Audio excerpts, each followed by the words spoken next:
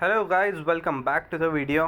तो आज हम फिर से गोल्ड का एनालिसिस करने वाले हैं और मैंने एक आज ट्रेड ली है, उसका मैं आपको एनालिसिस एंड पूरा लॉजिक बताऊंगा, मेरी स्टोरी बताऊंगा क्या थी। तो लास्ट वीडियो में हमने डिस्कस किया था कि गोल्ड जो है इस डिमांड जोन को टेस्ट कर रहा था एंड इस पर जब वो टेस्ट करने की कोशिश कर रहा था, बट एक जो नया हाई है वो यहाँ बना नहीं पा रहा था। इसका मतलब क्या है कि ये जो डिमांड जोन है इसमें इतनी डिमांड ही नहीं है कि वो एक नया हाई बनाए। तो यहाँ से जो गोल्ड का पर्सपेक्टिव है, जो बुलिश पर्सपेक्टिव था, वो थोड़ा वीक होता गया। ठीक है, मार्केट बुलिश ही है क्योंकि 4 आवर पे अगर आप देखोगे लॉन्ग हायर टाइम फ्रेम पे, तो मार्केट एक हायर लो ही बनाते हुए ऊपर जा रहा है एंड ये एक नया हायर हाई था। अब यहाँ से मार्केट जब नीचे आया उस दिन हमने देखा कि कैसे डिमांड टेस्ट होता है बार बार एंड फाइनली वो टूट जाता है जब उसमें ये नहीं होती है, enough buyers and enough volume नहीं होता है। तो सिमिलरली मैं इस 4 आवर के डिमांड जोन पे आज अपना सेम थ्योरी लगा रहा था कि ये डिमांड पे देखते हैं प्राइस कैसे रिएक्ट करती है। तो अगर जैसे आप देखो कि उस दिन फ्राइडे को प्राइस ने बहुत बड़ा मूव दिया, एकदम इम्पल्सिव बेरिश नीचे आया, डिमांड पे सेट किया और फिर वहाँ ऊपर गया। तो यहाँ पे मैं कुछ बाय इंटरेस्ट देखने की कोशिश कर रहा था, बट यहाँ पे मुझे कोई 30 मिनट का अच्छा कंटिन्यूएशन मिला नहीं, तो मैंने वो लिया नहीं। उसके बाद में मुझे लगा कि चलो भाई ये एंट्री तो यहाँ की मिस हो गई है, लेकिन कोई एक कंटिन्यूएशन उठाने की कोशिश करते। तो मुझे लगा कि ये जो फ्लैग बन रहा है यहाँ छोटू सा, मे बी ये जो फ्लैग है इस फ्लैग से मार्केट यहाँ से ऊपर जाएगा।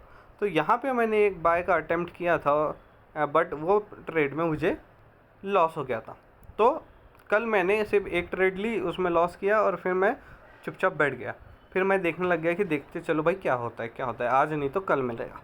तो आज का सिनारियो अगर आप देखो कि आज प्राइस ने कल रात को यहाँ पे प्राइस ट्रेंड कर रही थी, ट्रेंड नहीं मतलब टाइम पास ही करी थी फुल यहाँ पे, एंड आज जैसे सुबह होती है एशियन सेशन में इतना बड़ा मूव मिल जाता है। तो एक प्रकार से जो सप्लाई का जो बेरिशनेस थी मार्केट में वो वापस आ गई।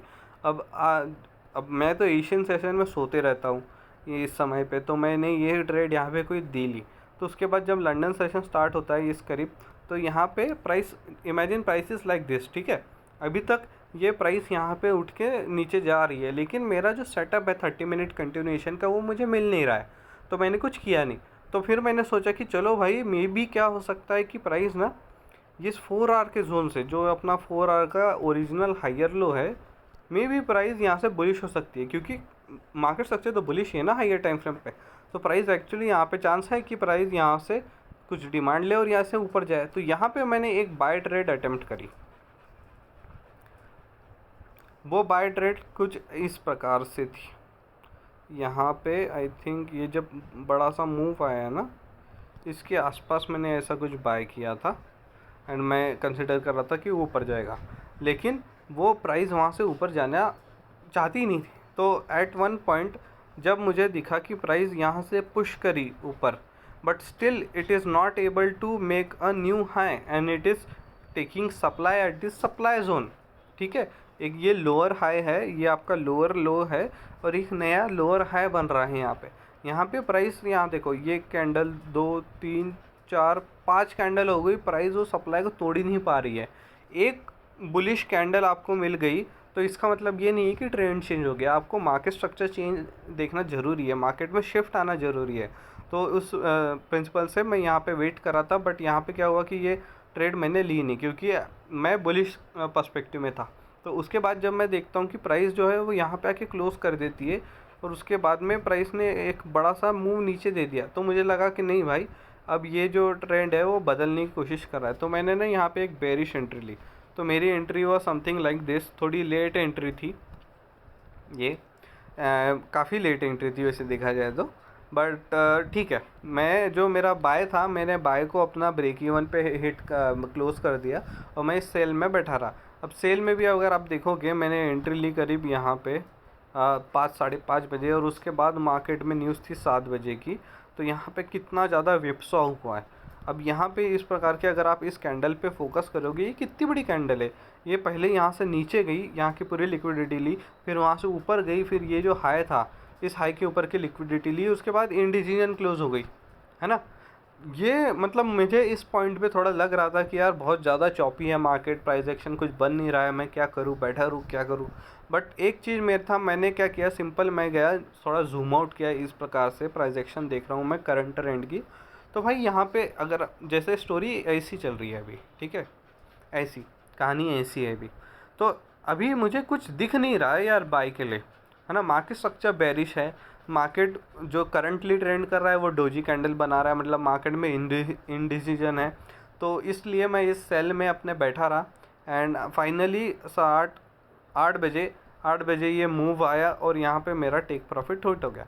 तो सिंपल ये कंटिन्यूएशन ट्रेड ही मैं ये टारगेट करता हूँ। तो अभी क्या है कि अभी जैसे ये हाई टूट गया ना, तो मार्केट का तो जो सप्लाई जोन है वो अभी ये बन जाएगा, ठीक है।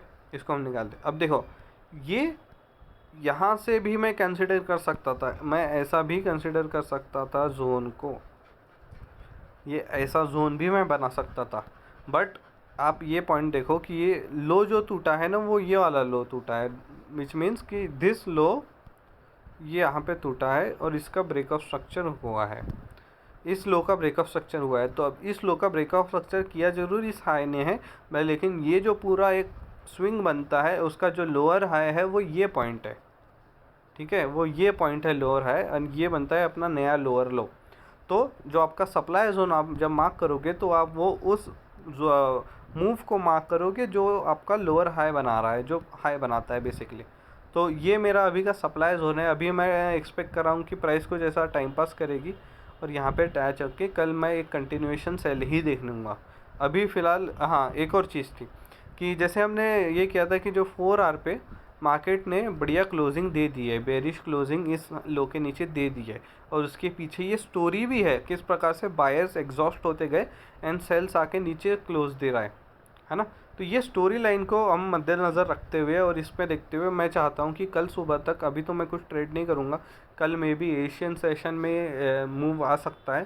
तो यहाँ पे एटलीस्ट मैं चाहता हूँ कि 2 से 3 H4 की कैंडलें क्लोज होनी चाहिए नीचे, इस लाइन के नीचे, और उसने बताना चाहिए कि भाई हम बुलिश नहीं जा रहे, ये एक लिक्विडिटी स्वीप नहीं है, यहाँ से प्राइस नीचे ही जाने वाली है। इस प्रकार की आपको कैंडल्स देखनी है।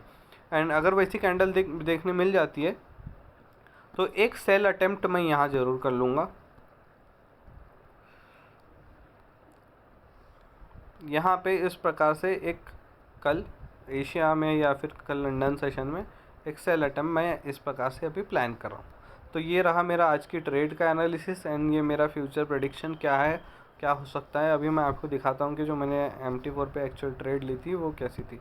तो अगर मैं अपनी ही ट्रेड हिस्ट्री स्टार्ट यहाँ पे ओपन कर देता हूँ MT5 पे, तो ये आप देख सकते हो कि यहाँ पे फर्स्ट मैंने थोड़ा बाय किया था। आई वाज एक्सपेक्टिंग कि प्राइस ऊपर जाएगी, बट ऊपर गई, यहाँ पे इस हाई के ऊपर क्लोजिंग नहीं दे पाई, तो मैंने ये मेरी बाय पोजीशन सारी यहाँ ब्रेक इवन पे क्लोज कर दी। और उसके बाद में मैंने यहाँ सेल लिया और वो सेल को मैंने यहाँ पे अपना टेक प्रॉफिट हिट किया। तो आप ये वाइज ये रहा आप आज की स्टोरी और आज की कहानी। तो ओके गाइस, तो ये है मेरा आज का एनालिसिस, आज का पर्सपेक्टिव, आज की स्टोरी गोल्ड को लेके। अभी अगर हाइयर टाइम फ्रेम की बात करें तो गोल्ड वीकली कैंडल है जो एक दिन 5 घंटे में क्लोज जाएगी और एनगल्फिंग कैंडल की तरह क्लोज हो रही है, विच मीन्स कि प्राइस जो है अभी पुलबैक लेने का स्टार्ट कर सकती है। तो गोल्ड ना इस प्रकार से ऐसा नीचे आ सकता है इन हाइस को टेस्ट करने के लिए। तो हमें एटलीस्ट 2 से 3 हफ्ते बेरिश देखने मिल सकते हैं। तो अगर वैसा कुछ होता है तो मेरा सिंपल स्ट्रैटेजी होगा कि मैं 30 मिनट पे हर सप्लाई कंटिन्यूएशन पे एक बेरिश ट्रेड प्लान करूँगा। ओके गाइस, सो ये था आज का analysis. Let me know if you guys liked it, if I should make more such videos, how can I improve it, and yeah all the best and good luck.